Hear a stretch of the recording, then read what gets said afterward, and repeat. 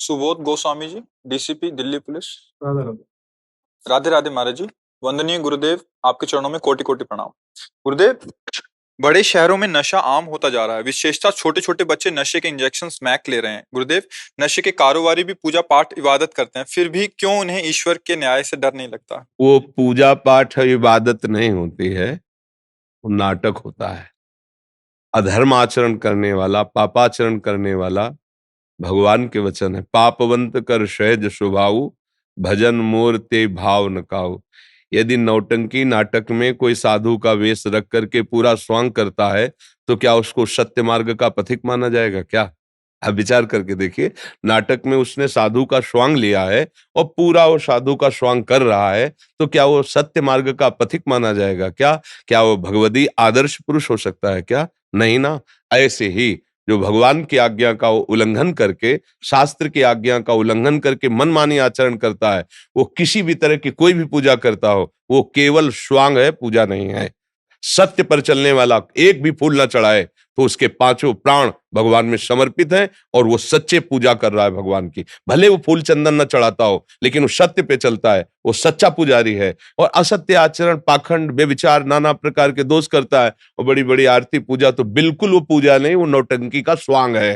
वो थोड़ी देर के लिए रोल कर रहा है, उसको कोई भगवान से अपनापन नहीं। भगवान की आज्ञा और भगवान के अनुशासन का यदि त्याग करे तो भगवान का सेवक नहीं कहलाता है, वो केवल नाटक होता है। अब वो किसी भी डिपार्टमेंट का हो, चाहे साधु डिपार्टमेंट हो, चाहे वो जनरल डिपार्ट, किसी भी अधिकार पद पे हो, यदि वो सत्य को स्वीकार नहीं करता, हमारी भारतीय शास्त्रीय संविधान को स्वीकार नहीं करता, वो केवल स्वांग है, स्वांग। अच्छा, इन लोगों की जो उन्नति दिखाई देती है, उसका आंतरिक रहस्य है। हमारे भागवतिक विधान का एक नियम है कि जैसे आप अच्छे कर्म शुरू करो, बहुत धर्म से चलना, नियम से चलना, अब आपका पाप कर्म आपके ऊपर हावी कर दिया जाएगा, ये विधान है। क्योंकि पूर्व का जो पुण्य है और अब आप सत्कर्म में चल रहे हो, तो आपका जो बीच में पाप कर्म बाधा पहुंचाएगा, उसको पहले नष्ट किया जा रहा है। उल्टा सीधा जैसा भी भगवान को नजर आया, भोगवा करके। अब उस समय जब कोई धर्मात्मा पुरुष सत्संग नहीं करता, तो उसको लगता है जब से हमने भजन का नियम लिया और सत्य और धर्म पे चलना शुरू किया, तभी से मेरी ये अव्यवस्था, विपत्ति, संकट आ गए। वो समझ नहीं पा रहा है, उसके दुष्कृतों का नाश किया जा रहा है, क्योंकि सत्य मार्ग पर चल रहा है। सत्य मार्ग के चलने का परिणाम वो पूर्व के सुकृत जिस दिन मिलेंगे, उसको कोई कभी परास्त नहीं कर सकता, महासुख को प्राप्त होगा। और जब कोई अधर्माचरण करने लगता है, तो उसका पूर्व का जमा हुआ, ऐसा नहीं कि उसके पास पुण्य नहीं है, पूर्व का जमा हुआ पुण्य उसको जोड़ दिया जाता है। अब वो अधर्माचरण करते हुए सफलता को प्राप्त होता है। वो समझता है कि देखा, मेरा कौन बिगाड़ सका। लेकिन जिस समय उसका सुकृत खत्म होगा और वर्तमान का दुष्कृत और पूर्व का दुष्कृत दोनों मिलेंगे, तो ऐसा ब्लास्ट होगा, कुल परिवार सब नष्ट हो जाएगा, कोई उसे पानी देने वाला नहीं रहेगा। और ऐसे भयानक कष्ट को देख लेना, किसी को भी देख लेना, परिणाम में देख लेना, थोड़ा समय लगता है। तो ये जो आरती पूजा और ये जो ऑफिस के बाद कुकर्म, अधर्माचरण, इनका कोई महत्व नहीं आरती पूजा का, सच्ची मान लेना। महत्व तब है जब आदेश के अनुसार चलो। हम आपसे कह रहे हैं कि आप ऐसा कीजिए, आप उसका उल्लंघन करके आप हमें माला पहनाइए, चंदन लगाइए, तुम्हारी छाती जलेगी, तुम पर प्रसन्न नहीं होगी। तो ऐसे भगवान का वही भक्त है, भगवान की वही उपासना है जो ठीक से चले। अब सबसे बड़ी कमी हो रही है कि ना हमें सत्संग मिल पा रहा है, नए बच्चों को सत्संग नहीं मिल पा रहा है। शास्त्र स्वाध्याय की तो कहीं रुचि की गुंजाइश ही नहीं रह गई। अगर कहीं किसी को प्रेरणा भी मिले, तो मित्रगण उसे कह देते हैं सब पंडितों की गप्पे लिखी हुई शास्त्रों में क्या। तो शास्त्र स्वाध्याय करने पर पुण्य होता है, बुद्धि पवित्र होती है, और फिर मनुष्य का क्या कर्तव्य निर्णय होता है। अब नवयौवन अवस्था में एक आनंद की उमगन होती है, उस उमगन को यदि सही मार्ग में न लगाया गया, तो बेविचार में, व्यसनों में, हिंसा में, इसमें वो अब कैसे सुधारा जा सकता है? क्योंकि सुधरना चाहे तो सुधारा जा सकता है। माता पिता अपने बच्चों को बैठाल करके सतमार्ग का उपदेश करें, पर खुद सतमार्ग में नहीं तो वो कैसे उपदेश करें? वो तो उपदेश करते हैं, गिलास लाना थोड़ा, वो नमकीन उठा लाना, तो ला रहे हैं, शराब की बोतल रख रहे हैं, गिलास रख रहे हैं, उनको लग रहा है जब मेरे पिता पी रहे हैं तो कुछ तो ना है स्वाद, वो भी पी रहे हैं। अब वो समझ रहे सिगरेट बीड़ी पिताजी मंगा रहे हैं, हम पिए। अब वो बैठे हुए हैं और इतने वो मूढ़ता को प्राप्त हो रहे हैं कि उनको पता नहीं मैं जो आचरण कर रहा हूं हमारे बच्चे अनुकरण करेंगे। वो छोटी मोटी क्रियाओं को देखकर व्यभिचार में प्रवृत्त हो रहे हैं। पहले माता-पिता अपने आप को शास्त्रीय सम्मत मार्ग पर लाएँ, तब वो बच्चों को उपदेश कर सकते हैं। कई बार हम भी बहुत दुखी हुए हैं कि ये जो समय चल रहा है, ये आगे हमारे देश के लिए, हमारे भविष्य के लिए बहुत हानिकारक है। क्योंकि जहां मजबूत होनी चाहिए हमारी नींव, वहीं हम गड़बड़ हो रहे हैं। अभी 17-18 के हैं और वीर दोष से युक्त हो चुके हैं। कितने ऐसे बच्चे जिनको औषधियों के द्वारा वीर पुष्ट करने की सलाह दे रहे हैं, उनको आसनों प्राणायाम में लगा रहे हैं। ये अवस्था वीर नष्ट होने की है। क्यों नष्ट हो रहा है? क्योंकि ये मोबाइल है, जो चाहे देख सकते हैं, जैसा चाहे भाव विचार कर सकते हैं, और जब मित्रों से मिलते हैं तो उसे सुख का वर्णन करते हैं कि ऐसा करने से सुख मिलता है, ऐसा करने से सुख मिलता है, और वो सब सुख की लालसा में दुख यो नया, ये सब दुख देने वाले फिर ऐसी प्रवृत्तियां हो जाती है कि वही चल करके हिंसात्मक प्रवृत्ति वाले कानून का भारी भारी अपराध करके जेलों में पड़े हैं या तो मृत्यु का शिकार बनते हैं। और ये सब नई पीढ़ियां तभी सुधरेंगे जब कम से कम उनको ये बताया जाए कि मनुष्य जीवन कितना कीमती है और इसका उद्देश्य क्या है और सुख कैसे प्राप्त होता है। सुख केवल भोगों में नहीं है, भोगों में होता आप सबके पास है। हृदय से देखो, क्या विश्राम मिल गया? क्या गोस्वामी तुलसीदास जी जैसा कहते हैं कि जाकी कृपा लवलेश ते मतिमंद तुलसीदास हो, पायो परम विश्राम राम समान प्रभु। जैसे केवट कह रहा है, अब कछुनाथ न चाहे, क्या ये विश्राम है? नहीं, चाह पे चाह बढ़ती। इसका मतलब अभी हम सही सुख को नहीं भोगा। अगर सही सुख मिल जाएगा तो रोम रोम प्रफुल्लित होकर अब सुधारा बहेगी और हृदय से भगवान से भी कहोगे कि अब कछुनाथ न चाहे। प्रभु आपने जो दिया आप नहीं चाहिए, बहुत है, बस आप अपना प्रेम दीजिए।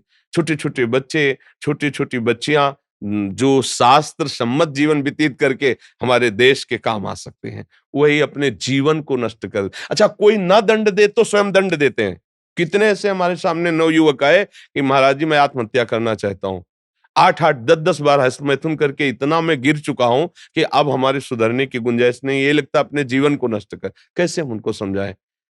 अब ये अवस्था, जैसे 20 वर्ष तक आप ब्रह्मचर्य रहें, फिर गृहस्थ में जाएं, तो आपका कुछ नहीं बिगड़ने वाला।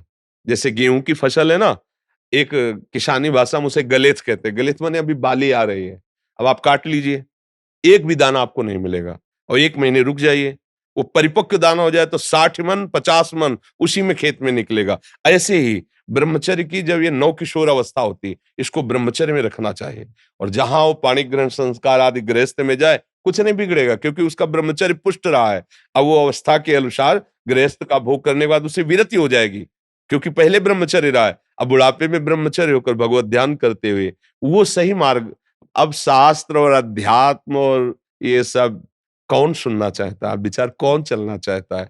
आजकल का खान-पान, महँगी पिज़्ज़ा, बर्गर, सांसारिक वस्तुएँ, रोटी, दाल, शुद्ध सात्विक भगवान को अर्पित करके पाने वाले बच्चे ही नहीं हैं। उनका संस्कार बन गया है ये, छुट्ट-पुट्ट ऐसे, ये सब तमोगुण, रजोगुण प्रकट करते हैं। दृश्य देखो, कौन बच्चा बैठकर एकांत में कोई संत वाणी कुछ ऐसा ना, बस वही संसारिकता, गेम खेलना, संसारिक दृश्य देखना। तो अब जो हम बाल्यावस्था से देखते हैं, वही संस्कार हमारे पड़ते हैं। तो इसलिए हमें लगता है कि बच्चों से पहले माता-पिता से प्रार्थना है, बच्चों को सँभालने के पहले आप सँभलिए। यदि आप शराब पीते हैं, आप मांस खाते हैं, आप व्यसन करते हैं, आप व्यभिचार करते हैं, तो आप आशा मत रखिए कि आपका बच्चा दैवी संपत्ति से युक्त हो जाएगा, आपका बच्चा बहुत अच्छे आचरण करेगा, आशा मत रखिए, क्योंकि आपके आचरण ही प्रथम आचरण है। आप ही पहले गुरु हैं। पुत्र का सबसे बड़ा गुरु माँ होती है। मंदालशा ने अपने पुत्रों को निश्चय किया ब्रह्म प्राप्ति करानी है, तो सब पुत्रों को ब्रह्म प्राप्ति करा दी। एक वो पुराने में नौटंकी देखी थी जब बच्चे थे स्कूल में, सुल्ताना डाकू की। तो वो नौटंकी में दिखाया कि जो उसको फांसी की सजा का, तो उसने पूछा आपकी कोई अंतिम इच्छा? उनका माँ के दर्शन करना चाहता हूँ, एक बार गले लगना चाहता हूँ। माँ जी आई तो ऐसे दांत भर के नाक काट ली माँ की। ऐसा क्यों किया? बोले इस माँ का ही प्रताप है कि मैं फांसी में चढ़ने जा रहा हूँ। जब पहली कलम चुराई थी स्कूल में तो माँ ने कहा था बहुत अच्छा बेटा काम करेगी। बस हमारा उत्साह बढ़ गया कि मार्ग सही है और मैं आज इतना बड़ा डाकू बना कि आज फांसी पे टंगने जा रहा हूँ, माँ का कारण है। तो माता पिता अगर सही मार्ग में चल रहे हैं और सच्चे आचरण कर रहे हैं तो मुझे लगता है कि बच्चों को ज्यादा उपदेश देना नहीं पड़ेगा। हम लोगों के घर में पिताश्री ऐसे महात्मा थे गृहस्थ में रहते हुए भी कि संत महात्मा आते, भगवत चर्चा, सब "ए, चरण धो, चरणामृत पान करो, इन साष्टांग दंडवत करो, जब प्रसाद पाए इनकी थाली धो"। उसका प्रताप हुआ कि हम भी बाबा जी बन गए, हम भी भगवान के मार्ग के पथे। अगर संतों की जूठन न मिली होती, संतों के चरण न धोए होते, संतों के वचन न सुने होते, तो संत बनने की क्षमता थोड़ी हमारे हृदय में आती, वही विषय भोगों में जाती। तो हमें लगता है माता पिता को सावधान होकर के अपने जीवन को पवित्र बनाएं और हमारे भारत की नवीन पीढ़ी बच्चों को सतमार्ग का उपदेश करें। कोई भी बच्चा नशा करेगा या व्यभिचार करेगा, वो कैसे आगे बढ़ पाएगा? वीर शक्ति स्मरण शक्ति है। वीर ही नष्ट हो गया तो स्मरण शक्ति नष्ट हो गई, बल नष्ट हो गया, उत्साह नष्ट हो गया, धैर्य नष्ट हो गया, सत्य नष्ट हो गया। ब्रह्मचर्य बहुत बड़ी चीज है। लोग जिसको एकदम खिलवाड़ समझ रहे हैं, ये तुम्हारा जीवन भी है, तुम्हारी मृत्यु भी है, तुम्हारा धर्म भी है, तुम्हारा अधर्म भी है। अगर धर्म पूर्वक गृहस्थ में रहकर संतान उत्पत्ति करो, भगवान की पूजा हो रही। अधर्माचरण करके बेविचार करो, अपना नाश कर रहे हो। जब पाप का फल आएगा तो कोई नहीं बचा पाएगा। कोई भी पद, कोई भी प्रतिष्ठा, कोई भी ऐश्वर्य, वो सब दिखावा हो जाता है। हृदय जलेगा तो पद क्या करेगा? ये कर्म बहुत बलवान है। अवश्य में भोक्तव्यम कृतम कर्म शुभाशुभम। इसलिए सबसे प्रार्थना है, डरो, अधर्माचरण से डरो, व्यसन से डरो। आनंद की जो उमगन होती है वो नशे से हम नष्ट करते हैं।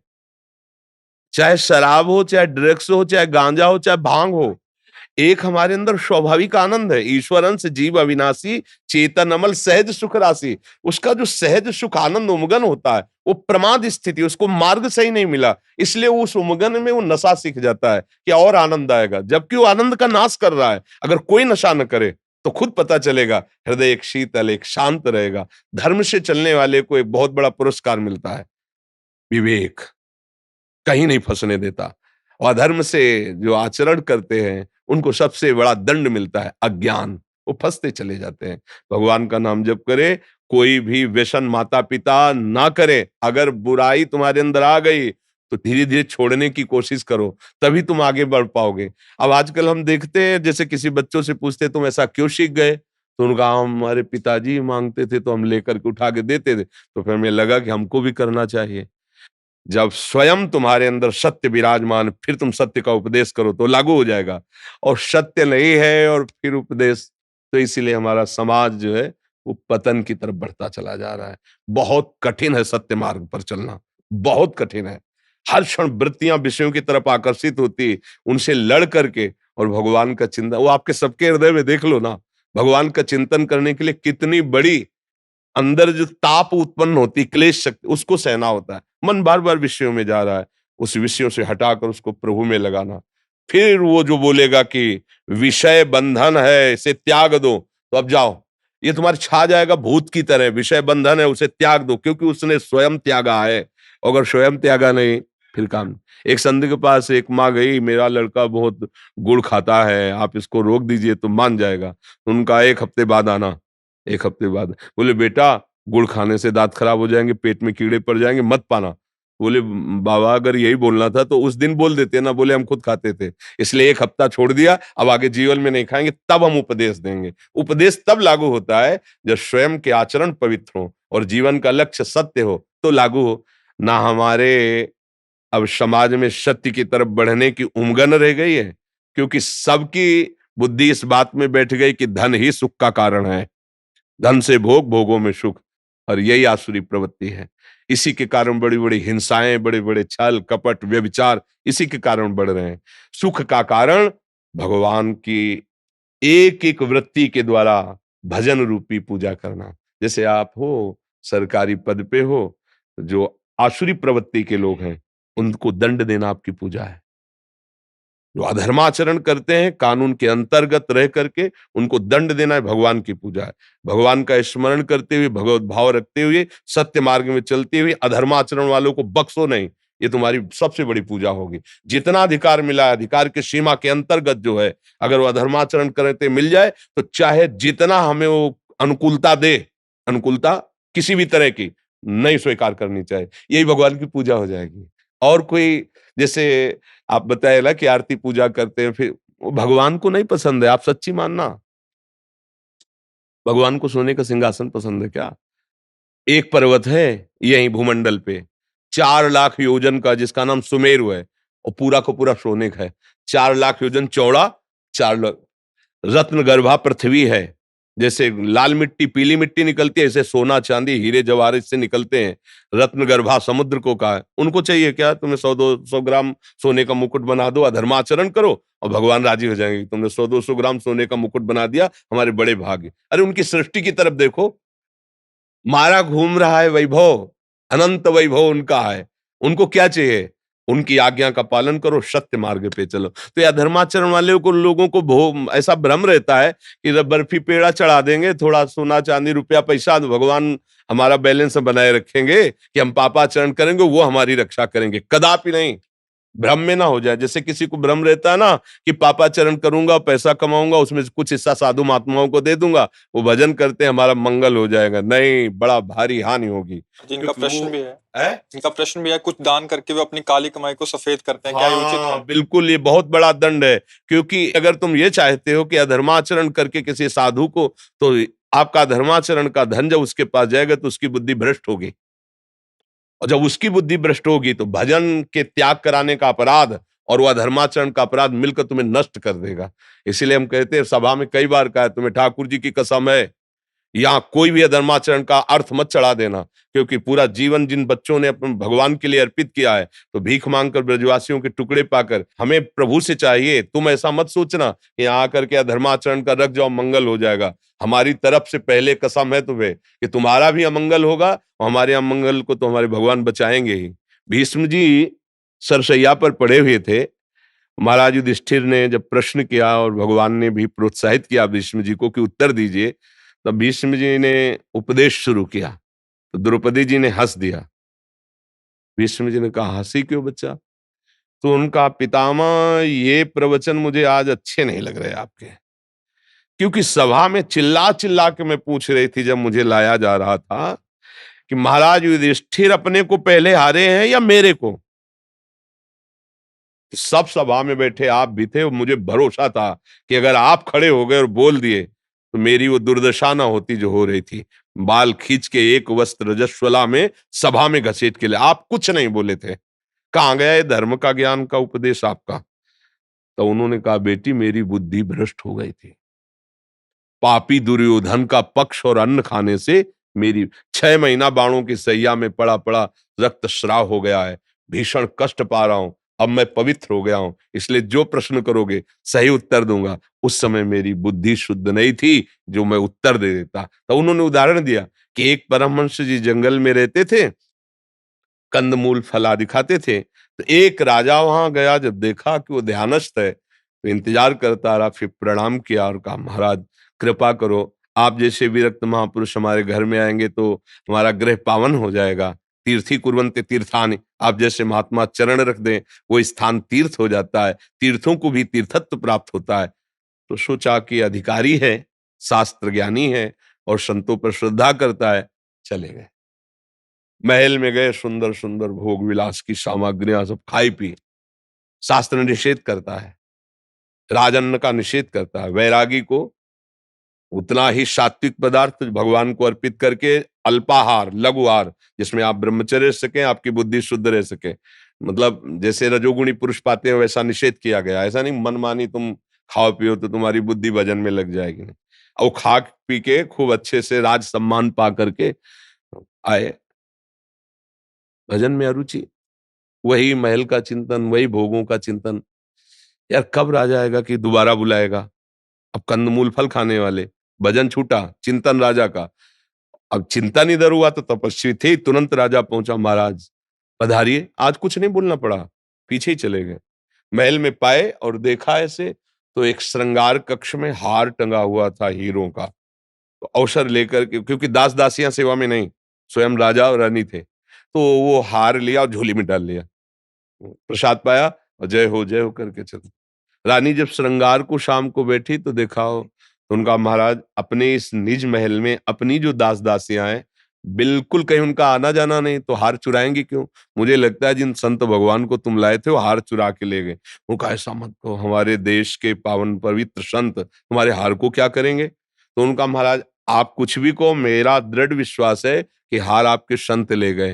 बोले हम दूसरा बनवा देंगे, आप शब्द मत उच्चारण करना। अब 5-7 दिन के बाद उन्होंने फल लाने के लिए झोली में हाथ डाला तो हार देखा। तो हुआ ये क्या, मेरी बुद्धि भ्रष्ट हुई, मैं इसे क्या करूँगा? अरे! मेरे से तो अपराध बन गया। हार लिया और वहीं से चिल्लाते हुए राज दरबार, महाराज मैं चोर हूँ, मैंने आपके महल से ये हार चुराया। बोले महाराज बस आपकी परीक्षा के लिए मैंने हार आपकी झोली में डाला था, आप तो संत हैं। क्योंकि सभा के हृदय में संतों के प्रति दोष बुद्धि हो जाएगी, इसलिए धर्मात्मा राजा ने तत्काल बात बदल दी। चलो महाराज, महल ले गए और कहा महाराज आप ही चुरा ले गए थे, आप ही वापस करने आए, मेरी समझ में नहीं आया। तो बोले जिस दिन आपका अन्न खा के गए उस दिन से मेरी बुद्धि भ्रष्ट हो गई।